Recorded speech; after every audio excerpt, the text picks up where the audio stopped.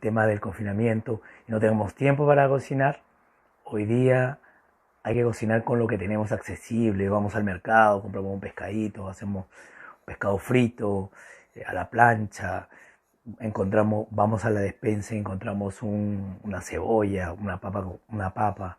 Vamos a ver qué hacemos hoy día. Yo tengo papa, tengo cebolla, tengo un par de ajíes.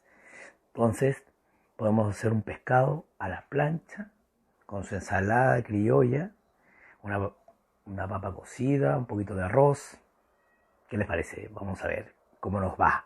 Y voilà, acá está. Pescado frito, papa cocida, su criolla, acá más criolla. ¿Mm? Ok. Así que las recetitas para este tiempo de pandemia.